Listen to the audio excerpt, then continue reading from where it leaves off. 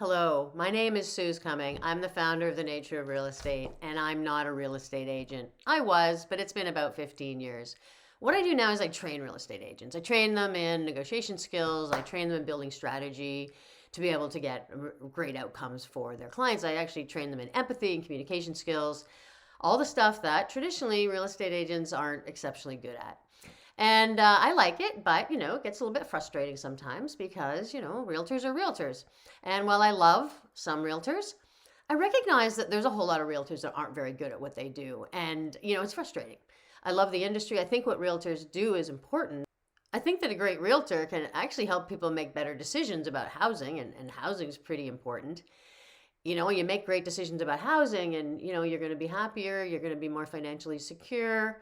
Your kids are probably going to have a better education, better upbringing. I mean, housing's important. So yeah, it drives me a little bit crazy. And I was having a conversation with a friend last night, and I was having sort of a moment around.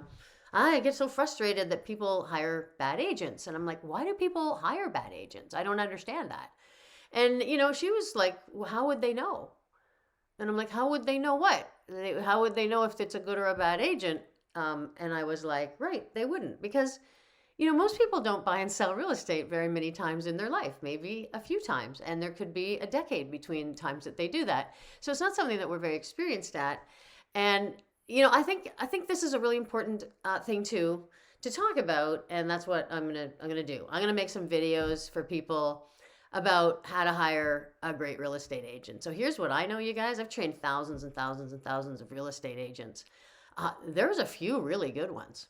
And when you get a really good one, it's like it's fantastic. They bring you in, they help you understand the process and the strategy, and they talk to you about, how they're going to get either sell your house for a high price and get the terms that make it all work for you, or if buying, and particularly in this market, they can talk to you about what is it that you need to do to be the winning bid. Because it's not just about throwing more money at it over and over again. The negotiation is much more subtle than that. And so, honestly, if you can find a really great agent, and they're hard to find, but if you can find a really great agent, you're going to have a significantly better experience, and you're going to get a significantly better outcome. But unfortunately, there's not a lot of training in real estate. And so there's some huge percentage of real estate agents that, although they're nice people, they're not very good at what they do. They're not very well trained in the job of actually doing real estate. And so the first thing, this is just sort of video number one. I think what I want to get across in video number one is you should be interviewing agents. You should be talking to as many agents as you need to talk to until you find one that you want to work with.